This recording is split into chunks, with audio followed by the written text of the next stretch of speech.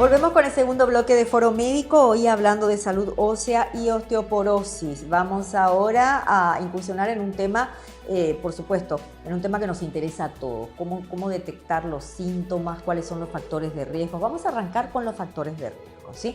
Para poder describirlos concretamente y puntualmente. ¿Cuáles son, doctor?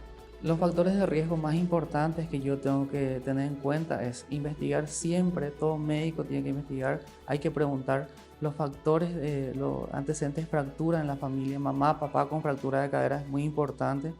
Hay que investigar antecedentes de caídas porque eso predispone a las fracturas. Hay que investigar antecedentes de trastornos tiroideos, el hipertiroidismo. Hay que investigar antecedentes de anorexia, la anorexia nerviosa también puede ser una causa. El tabaquismo, las enfermedades autoinmunes, el uso de corticoides que está tan en boga en este momento también hay que investigar. Entonces tenemos una serie de factores que siempre tenemos que preguntarle a ese paciente para ver si tiene una predisposición o un mayor riesgo a desarrollar la enfermedad. ¿Y en qué casos, por ejemplo, tengo que recurrir a un método diagnóstico? Todo paciente que tenga una fractura por fragilidad, ¿qué significa fractura por fragilidad? Ese movimiento que habitualmente nosotros hacemos de caminar, el paciente camina, se cae, se golpea, esa es una fractura por fragilidad. Uno que no esté incluido un trauma grande. Entonces en ese momento yo tengo que pensar en osteoporosis. Si yo tengo una fractura de coles, que es la fractura de muñeca, que habitualmente se ve muchísimo en las mujeres, o una fractura de columna o una fractura de cadera, yo tengo que pensar en esa situación. Fíjate que el 30% de los pacientes, o sea que realmente la osteoporosis, como no molesta, muchas veces pasa desapercibido. Y la mayoría de las veces, 30% es asintomática. O sea, hay pacientes que se fracturan, tanto mujeres como varones, y no desarrollan ningún tipo de sintomatología. Entonces ahí sería bueno empezar a investigar e indagar y buscar una causa que pueda llegar a eso. ¿Cuáles son los métodos diagnósticos que tenemos en Paraguay? Los métodos diagnósticos aprobados para el uso o para el diagnóstico de osteoporosis, el primero es la densitometría. ¿Qué es lo que mide la densitometría? La cantidad de masa ósea que tiene esa persona. Entonces, si tiene una buena masa ósea ya afectada, tenemos unos valores de referencia, hablamos de T y Z-score, que son valores así de referencia. Un T-score menor a 2.5, por ejemplo, ya me habla o me indica osteoporosis. A veces, inclusive, la densitometría puede ser normal, pero eso no me descarta. Entonces, hay una segunda utilidad diagnóstica o un segundo método diagnóstico que es una radiografía. Muchas veces no vamos a contar con la densitometría porque no todos los centros disponen, pero una simple radiografía de columna dorso-lumbar, con eso yo puedo hacer un diagnóstico de fractura y eventualmente, si es que tengo una fractura, descartar osteoporosis. Algunos de los síntomas que yo puedo fijarme o puedo investigar, siempre es muy importante preguntarle a nuestros familiares cuánto miden. La disminución de la talla mayor a 5 centímetros en un año me está diciendo que ese paciente probablemente puede ser que tenga osteoporosis. Esos pacientes que tienen una circunferencia abdominal muy grande o esas pacientes que ya están así agachaditas, de la espalda, la curvatura, eso me puede hablar de osteoporosis. Pero de hecho que la disminución de la talla se da también a medida que van pasando los años. Así mismo. Solamente que no tiene que ser muy importante. No, mayor a 5 centímetros, ahí yo tengo que sospechar. Ya. Todo eso yo tengo que tener en cuenta. Y los antecedentes familiares también, ¿no? Así mismo, el antecedente familiar de tanto el mamá o papá de fractura de cadera o fractura vertebral. Y los métodos diagnósticos en lo que se refiere a las fracturas, Sí. ¿cuáles son? Respondiendo un poquitito también a tu pregunta, hacer siempre hincapié y en forma de prevenir. Entonces, mayor a 50 años, siempre acudir al médico, ¿verdad? Ya sea reumatólogo, un traumatólogo, endocrinólogo, alguien que pueda ir guiando guiando al paciente y ver las formas de diagnóstico, ¿verdad? Porque con una simple radiografía, ya a los 50 o 60 años nosotros nos damos ya cuenta, ¿verdad? Eso se refleja y muy bien de cómo está la calidad ósea. Entonces, lo que suele también pasar es que nuestros abuelitos, abuelas o adultos mayores tienen una caída. Refieren los pacientes, doctor, yo me caí de colita, te dicen. Entonces nosotros ya suponemos que hay veces que ellos se callan y pasan más de un mes, más de 30 días, entonces tienen mucho dolor. Y hay dolor y se irradia en la marcha, cuando uno está parado, el paciente no puede mantener la postura, y también cuando uno está sentado. Entonces hay una sospecha de que ahí pueda haber una fractura a nivel de las lumbares, que sería la espalda baja, ¿verdad?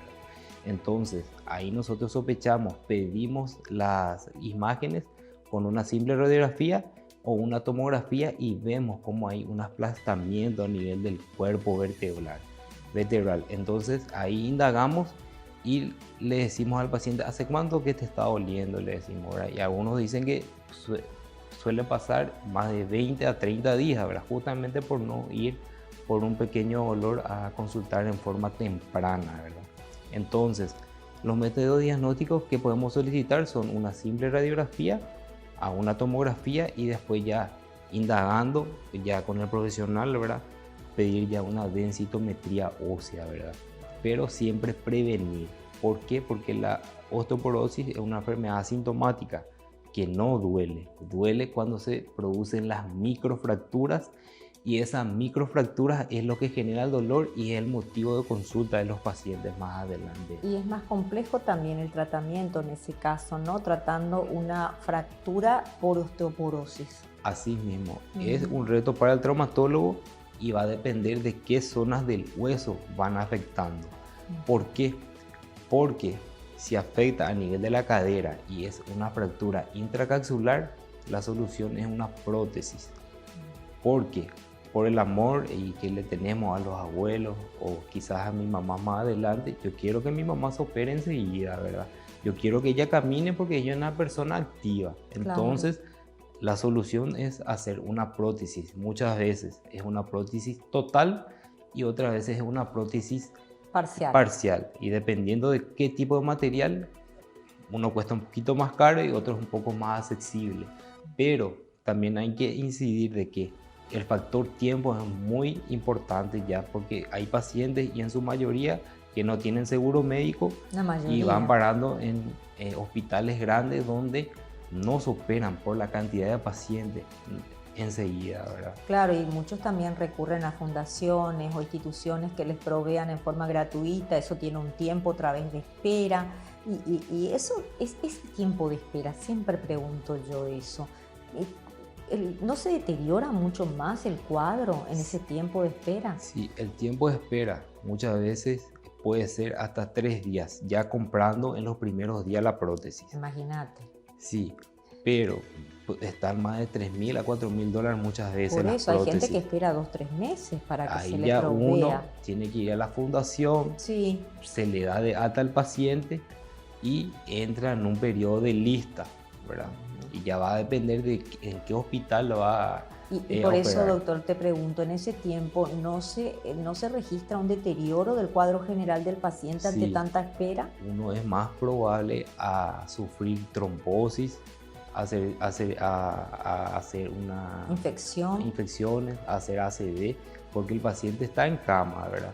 Hacer escaras a nivel de la columna lumbar o a nivel de las nalgas, ¿verdad? Donde es más frecuente las escaras. Y es un reto ya para el Estado y más para los familiares, ¿verdad? Entonces, y no tenemos un protocolo para manejar esto. No. Porque los pacientes ahora mismo van, casi todas las fracturas de cadera van al centro de emergencias médicas, ahí se le piden los materiales, entre ese lapso se espera 3 días, si el paciente puede comprar, compra, pero se le programa para la siguiente semana. Muchas veces no hay también por esa cantidad de pacientes y afluencia como es el centro de trauma, de operarle en esa misma semana. Claro, ¿verdad? porque hay que ver también la cantidad de politraumatizados que hay, que llegan, pero por minuto, y me imagino que debe ser bastante difícil. Yo no sé si en el Hospital del Trauma siguen realizando las cirugías programadas, a pesar de, porque hubo un tiempo en que creo que ya no la hacían. En la pandemia hubo una reducción de cirugías programadas. Sí. Pero hay que acotar que el hospital de trauma, como dice el nombre, es trauma. No se da oportunidades o no se da prioridad a pacientes con artrosis, por ejemplo. Exacto, por eso que pregunto. está a un paso de la menopausia. Exacto. Entonces, un paciente también tiene indicación de hacerse una prótesis y no se agenda a esos tipos de pacientes. ¿Por qué? Porque la cantidad de traumatizados que vienen de todos los países hacen que se dé prioridad a pacientes jóvenes que tienen una fractura de fémur o diferentes fracturas en el cuerpo, ¿verdad? Politraumatizados, ¿verdad? Claro, entiendo. Bueno, tengo que hacer otra pausita, luego ya vamos a volver para seguir hablando de este tema y ni qué decir lo que le cuesta al Estado tener esta cantidad de casos, aparte de los accidentados que llegan, como digo, con politraumatismos de diferentes puntos del país. Está esta situación que sabemos que es una realidad y que muchos quizás en casa están pasando por esto. Así que vamos a continuar hablando de este tema dentro de un ratito. Quédense allí y ya volvemos.